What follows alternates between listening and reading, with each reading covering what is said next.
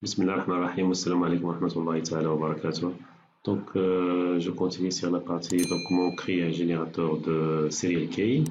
Nous avons vu la dernière séance de comment créer donc la fonction donc serial key qui va générer donc une clé aléatoirement. Donc, c'est un numéro de série aléatoire. Donc voilà, nous avons donc vu la dernière séance comment créer cette fonction. Donc voilà, maintenant je vais vous montrer comment l'intégrer et comment générer une clé. Donc en cliquant sur le bouton générer une clé. Très bien.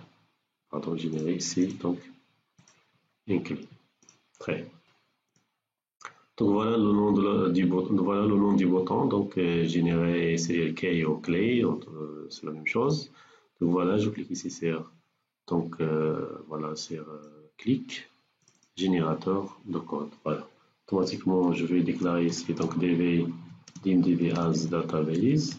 Pardon, database et donc et je vais utiliser ensuite dim as record set. Je vais utiliser record set pour ajouter les données sur notre table. Voilà. Automatiquement, je vais instancier, je vais mettre ici donc cdb est égal à donc db. Voilà. Et je vais mettre ici donc sets rs donc est égal à donc db donc point record set. Voilà, je vais mettre ici donc tout simplement la table ici donc serial, donc la table serial key. Donc et je vais mettre ici donc db open dataset. Je vais ouvrir la table donc voilà serial key.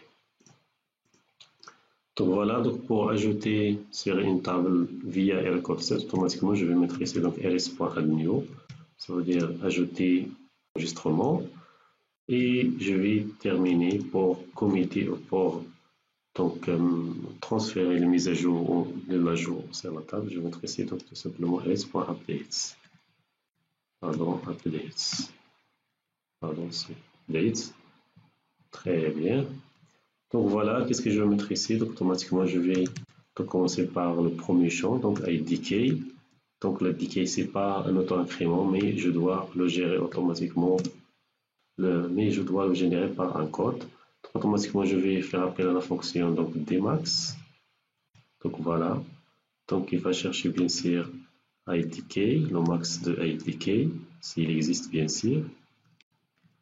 Donc voilà, dans la table serial key. Donc voilà. Très bien. Donc si le premier, par exemple, l'ajout, automatiquement dmax retourne la valeur nulle. Automatiquement s'il est nul, je vais mettre à 0 ici. Donc je vais utiliser la fonction nz. Donc bien sûr, si la valeur de retour de dmax est nulle, donc je vais mettre ici 0. Et bien sûr, je vais de toute façon, je vais ajouter 1. Donc pour l'incrémenter à chaque appel de rs.addNew. Très bien. Voilà. Donc le deuxième champ, donc rs, donc vk, ça veut dire la valeur de la clé. Voilà, c'est vk, la valeur de la clé. Automatiquement, je vais faire appel à la fonction serial, donc serial key que nous avons créé ici. Donc serial key, voilà. Et je vais mettre tout simplement, je vais mettre ici 4 séquences de code pour notre clé. Très bien.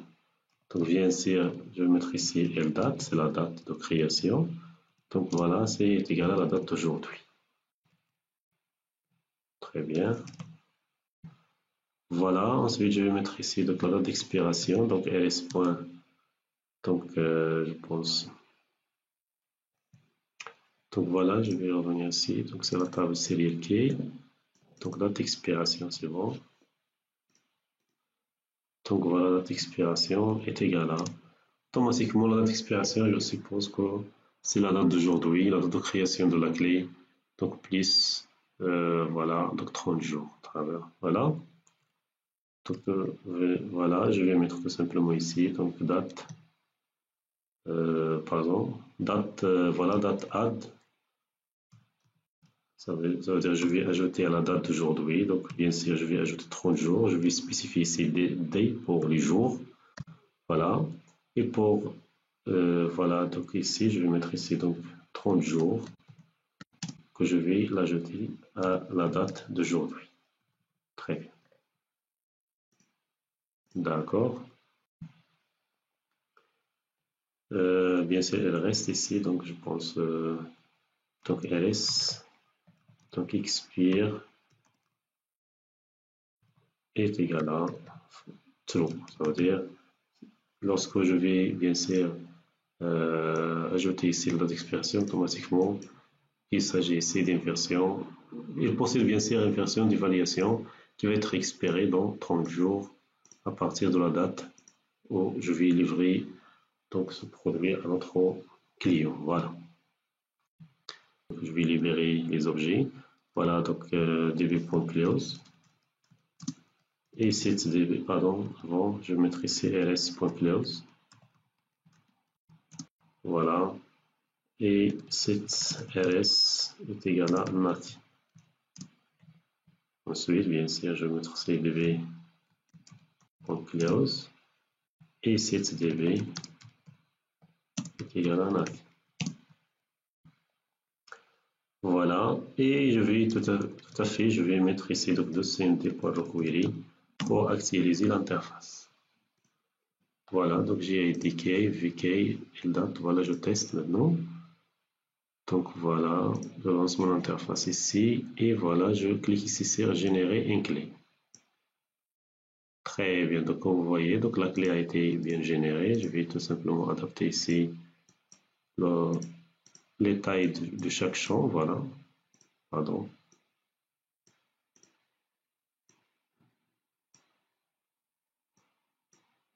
Très bien, donc voilà, elle est générée. Mais je pense qu'il est généré bien sur 6. Voilà. Voilà, pardon, je vais modifier ici. Donc, c'est pas 6 caractères, mais je vais tout simplement mettre ici 4. Très bien. Donc voilà, je supprime cette clé. Et je génère à nouveau. Très bien, comme ça. Voilà.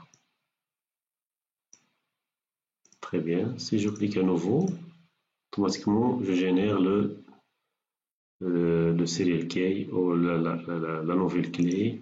Je clique à nouveau, comme ça. Très bien.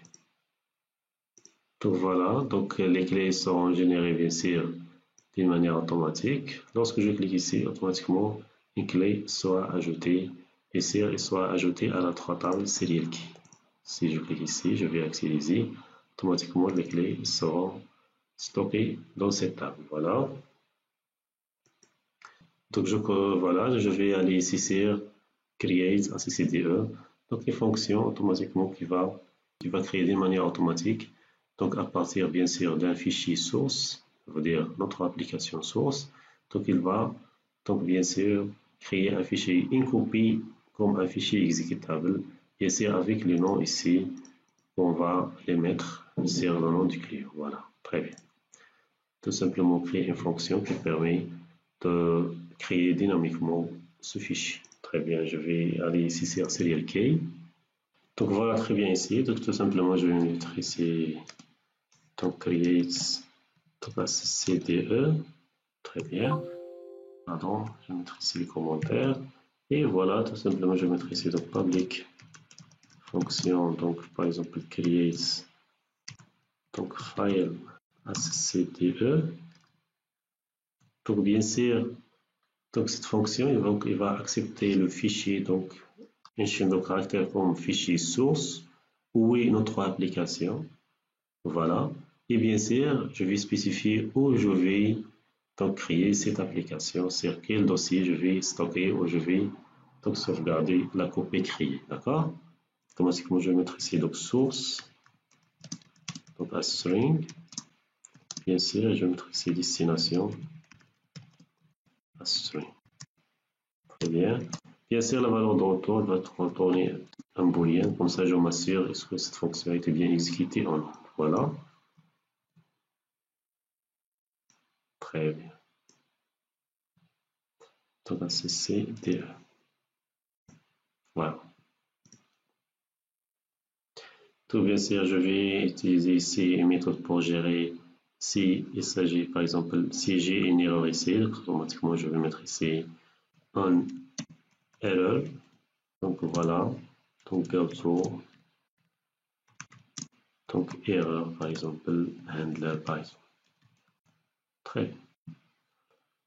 Donc voilà, bien sûr, ensuite je vais déclarer ici donc, une variable app, donc as new, donc voilà, access application, très bien. Voilà, je vais modifier ici donc une contrainte de sécurité. Donc comme ça, je vais donc activer l'ensemble des macros. Donc a.automation security donc est égal à 1. Voilà, est égal à O est égal à MSO automation security level, ça veut dire, pardon, avec ce mode de sécurité, j'active l'ensemble des macros. Voilà. Donc voilà, après, donc je vais exécuter donc une système commande, voilà, cmd. Donc cette système commande, voilà, est égal à donc 603. Donc c'est une commande qui permet de créer, voilà, donc un fichier accdo à partir d'un fichier accdb. Voilà. Pour les paramètres ici, donc je vais mettre ici donc le premier paramètre c'est la source où se trouve mon fichier source. Et le deuxième, c'est la destination où je vais stocker ce fichier. Très bien. Donc après, si tout se passe bien, je vais mettre tout simplement create file ccd est égal à true. Et je vais mettre ici donc exit function. Pardon, exit function. Très bien. Voilà, donc si j'ai une erreur ici, donc je dois la gérer ici. Automatiquement, je vais mettre ici donc cette fonction est égale à false parce que le fichier n'est pas, dans ce cas, il n'est pas créé. Très bien. Voilà. Je compile. Mais pardon, voilà. Donc pour utiliser, bien sûr, pour utiliser cette fonction, donc pour déterminer le fichier source ou sélectionner le fichier source, automatiquement j'ai besoin donc des fenêtres qui vont être s'afficher pour afficher le fichier source. Pour sélectionner un fichier source, automatiquement, j'ai besoin d'une autre fonction donc qui va déterminer ou qui va récupérer le nom du fichier sélectionné. Automatiquement, je vais déclarer ici donc une fonction donc public fonction donc get donc chemin par exemple chemin fichier. Donc voilà, comme ça. Très bien. Donc bien sûr, il va retourner une string comme la chaîne de caractères ou le chemin où se trouve ce fichier. Donc voilà, je déclare ici donc dim donc dialogue. Donc c'est une fenêtre au bord de dialogue. Donc as voilà, donc as file dialogue. Très bien. Et ensuite je vais déclarer une chaîne de caractères donc dim donc le nom du fichier. Pardon. Le nom du fichier. As string, ça veut dire le nom du fichier récupéré. Très bien. Donc voilà, je vais tout simplement instancier la variable dialogue. Très bien, je vais mettre tout simplement donc application. Donc voilà, point file dialogue. Et voilà, et je vais mettre ici comme paramètre donc file dialogue. Donc file picker, ça veut dire je vais choisir un fichier. Très bien. Voilà, je vais utiliser bien sûr la clause 8. Donc dialogue. Pardon, le fichier dialogue. Automatiquement, je vais mettre ici donc and. Très bien. Voilà. Qu'est-ce que je vais mettre ici? Automatiquement, je vais mettre un title pour ce dialogue, cette fenêtre. Je vais mettre ici donc select pour sélectionner. Sélectionner donc un fichier. Donc accdb. Voilà. Point accdb. Très bien. Ici, je vais mettre ici donc initial file name, ça veut dire le chemin sur lequel cette fenêtre sera par défaut ouverte. Automatiquement, je vais mettre ici donc create project. Client Project, final.path. Ça veut dire le chemin où se trouve l'application, bien sûr. D'accord, je vais bien sûr ajouter un filtre, comme ça je faire une restriction sur l'extension. Automatiquement, je vais sélectionner les fichiers avec ACCDB. Voilà, je vais donc initialiser l'ensemble des filtres avec filtre.clear. Et bien sûr, je vais ajouter un nouveau filtre ici, donc filtre. Voilà, donc .add. Et je vais tout simplement mettre ici, donc fichier access. Donc voilà, mais avec extension, donc tous les fichiers qui portent l'extension ACCDB. Très bien. Voilà. Pardon, bien sûr, if show est différent de 0. Ça veut dire que j'ai sélectionné un fichier, donc and if. Voilà, tout simplement, je vais mettre ici. Voilà, get fichier est égal à donc dialogue au point tout simplement select item et je sélectionne bien sûr le premier élément de cette liste. Très bien. Voilà. Donc comme ça, voilà. Donc voilà, j'ai pas besoin voilà, de notre fichier, pardon.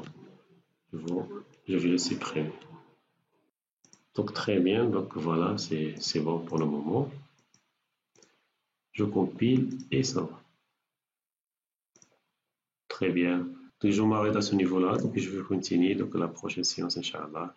Merci, à bientôt.